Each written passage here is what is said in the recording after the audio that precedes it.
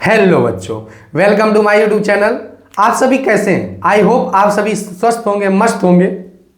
आइए आज हम लोग समांतर प्लेट संधारित्र, जैसा कि आपको पता है कि संधारित्र नामक टॉपिक को हम बहुत ही इंपॉर्टेंट डेरिवेशनों का डिस्कशन कर रहे हैं। उसी सीक्वेंस में आज हम बेहद इंपॉर्टेंट डेरिवेशन का डिस्कशन करते हैं। उस डेरिवेशन का नाम है ऊर्जा घनत्व के लिए व्यंजक।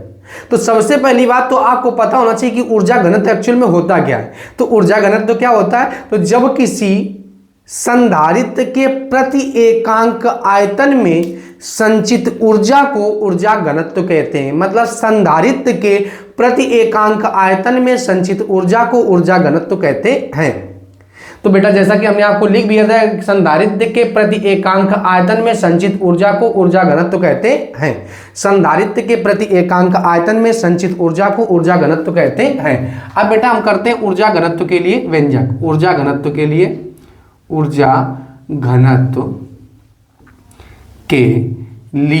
व्यंजक, ठीक है। देखते हैं एक्चुअल में क्या होता है ऊर्जा घनत्व। तो बेटा ध्यान समझेंगे, ये एक प्रकार का क्वेश्चन है, इसमें भी डायग्राम नहीं होगा। तो क्या है, माना कोई समांतर प्लेट संधारित्र है। माना कोई समांतर प्लेट संधारित्र जिनमें प्रत्येक प्लेट का क्षेत्रफल a है। जिनमें प्रत्येक का प्लेट का क्षेत्रफल a है, जिनके बीच की दूरी स्मॉल d है। जिनके बीच की दूरी स्मॉल d। माना कोई समांतर प्लेट संधारित्र है। माना कोई समांतर प्लेट संधारित्र है। माना कोई समांतर प्लेट संधारित्र है। ये बेटा आपको बनाना नहीं, लेकिन हम आपको समझा दे रहे हैं। माना कोई समांतर प्लेट संधारित्र है। माना कोई समांतर प्लेट क्या है बेटा? संधारित्र है। माना कोई समांतर प्लेट क्या है? संधारित्र है। माना कोई समांतर प्लेट संधारित्र है। माना कोई समांतर प्लेट संधारित्र है जिनमें प्रत्येक का क्षेत्रफल कितना है? a है। जिनमें प्रत्येक का क्षेत्रफल कितना है? a। जिनके बीच की दूरी स्मॉल d है। जिनके बीच की दूरी स्मॉल d है। इन प्लेटों के बीच एक परावैद्युत पदार्थ भरा हुआ है, जिसका परावैद्युतांक क्या है? k है। इन प्लेटों के बीच एक परावैद्युत पदार्थ भरा हुआ है, जिनका परावैद्युतांक क्या है? k है। तो बेटा आप याद रखेंगे क्या? माना कोई समांतर प्लेट संधारित्र है। माना कोई समांतर प्लेट संधारित्र है। माना कोई समांतर प्लेट संधारित्र है जिनमें प्लेटों का क्षेत्र, माना कोई समांतर प्लेट संधारित्र है। माना कोई समांतर प्लेट संधारित्र है जिनमें प्रत्येक का क्षेत्रफल a है, प्लेटों के बीच की दूरी d है। इन प्लेटों के बीच एक परावैद्युत पदार्थ भरा हुआ, जिसका परावैद्युतांक क्या है बेटा? k है। जिसका परावैद्युतांक क्या है? k है। तो बेटा देखिए डेरिवेशन स्टार्ट करते हैं। अब संधारित्र के प्लेट की धारिता, संधारित्र या आप लिख सकते हैं समांतर प्लेट संधारित्र की धारिता। समांतर प्लेट संधारित्र की धारिता। समांतर प्लेट संधारित्र की धारिता। तो समांतर प्लेट संधारित्र की धारिता क्या होती है? तो समांतर प्लेट संधारित्र की जो धारिता होती है वो C इक्वल टू में होता है A एप्सिलॉन नॉट बाई में होता है D। अब बेटा यहाँ पे A एप्सिलॉन नॉट बाई में D है, लेकिन यहाँ पे एक ऐसा परावैद्युत पदार्थ भरा हुआ है जिसका परावैद्युतांक क्या है? k है। इसको बना लेते हैं इक्वेशन फर्स्ट।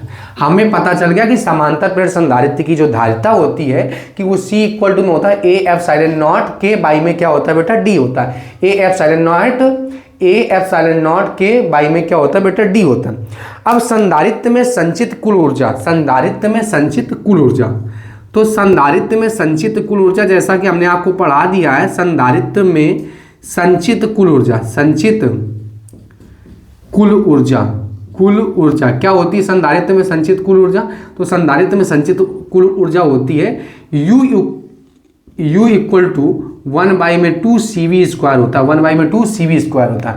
1/2 CV स्क्वायर होता है। 1/2 CV स्क्वायर होता है। फ्रॉम इक्वेशन बेटा यहाँ से मान रख लेंगे। फ्रॉम इक्वेशन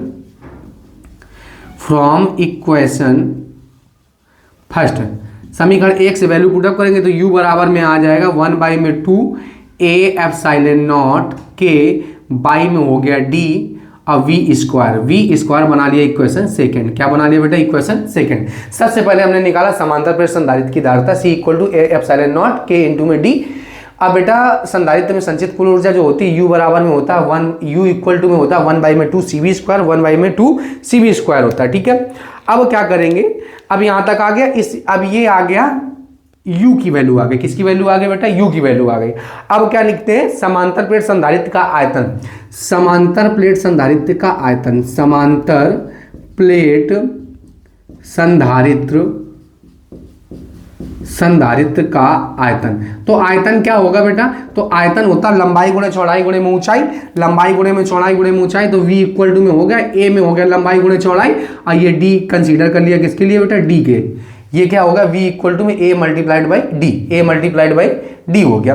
तो संधारित्र के प्लेट समांतर प्लेट संधारित्र का आयतन, इसको हम मान लेते हैं v डैश मान लेते हैं, क्या मान लेते हैं, v डैश। तो v डैश इक्वल टू में हो गया a इंटू में d, a इंटू में क्या हो गया बेटा d। अब संधारित्र के प्रति एकांक आयतन में, संधारित्र के प्रति एकांक आयतन में संचित ऊर्जा, कोई तो हम लोग ऊर्जा घनत्व तो कहते हैं बेटा, संचित ऊर्जा। तो संचित ऊर्जा कैसे निकालेंगे, तो बेटा हमको पता संधारित्र के प्रति एकांक आयतन में संचित ऊर्जा निकालनी है, तो जो टोटल ऊर्जा है ना उसमें उसके आयतन का आप डिवाइड कर दो, तो पता है संधारित्र में संचित कुल ऊर्जा आ जाएगी। संधारित्र में संचित कुल ऊर्जा आ गई, इसको स्मॉल यू से रिप्रेजेंट कर रहे हैं, ठीक है। तो संधारित्र के प्रति एकांक आयतन में जो संचित ऊर्जा होती है उसी को हम लोग कहते हैं ऊर्जा घनत्व। तो टोटल ऊर्जा हमने निकाल ली, उसका आयतन निकालिए, उसकी ऊर्जा में उसके आयतन का हमने डिवाइड कर दिया, तो प्रति एकांक आयतन में संचित ऊर्जा का हमें मान पता चल गया। यू की वैल्यू भी पता है, और बेटा हमको किसकी वैल्यू पता है, v की भी पता। तो 1/2 a ε0 के बाई में हो गया d v स्क्वायर है बेटा, यहाँ पे v पोटेंशियल है, और v डैश इसलिए आयतन को हमने v डैश मान लिया। a इंटू में क्या हो गया बेटा, d हो गया, a इंटू में क्या हो गया d, तो a से a कैंसिल आउट हो जाएगा, तो क्या हो गया 1/2 एप्सिलॉन के v स्क्वायर बटे में क्या हो गया d square. u equal to में क्या आ गया 1/2 एप्सिलॉन के v स्क्वायर बटे में d स्क्वायर, v स्क्वायर बटे में d स्क्वायर। ठीक बेटा, अब हमको पता है v बटे में इसको हम क्या लिख सकते हैं, तो इसको हम लिख सकते हैं स्मॉल u इक्वल टू में 1/2 एप्सिलॉन के v बटे में d का होल आप स्क्वायर लिख सकते हैं, इसको कि नहीं लिख सकते। तो बेटा क्या कहेंगे हम, आपको पता होना चाहिए कि वैद्युत क्षेत्र की तीव्रता तथा विभव प्रवणता में संबंध होता है E इक्वल टू में होता है v बटे में d।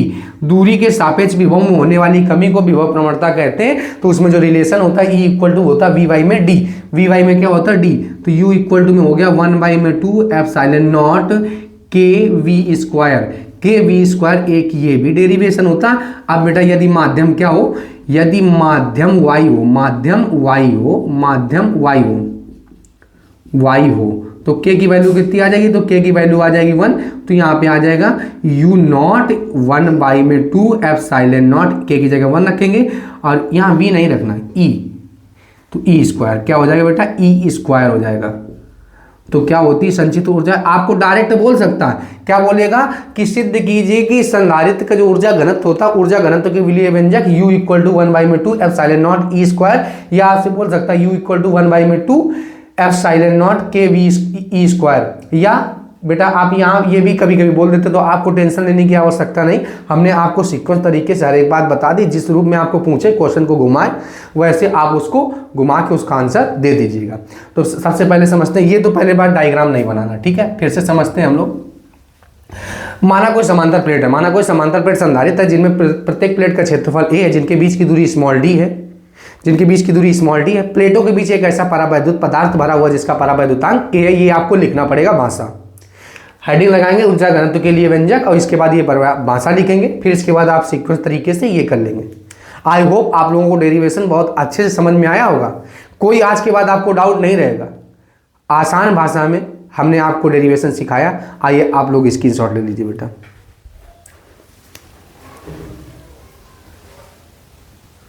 बेटा आप लोगों ने स्क्रीनशॉट ले लिया होगा, बेटा आप लोगों ने स्क्रीनशॉट ले लिया होगा। आई होप आप लोगों को डेरिवेशन अच्छे से समझ में आया होगा।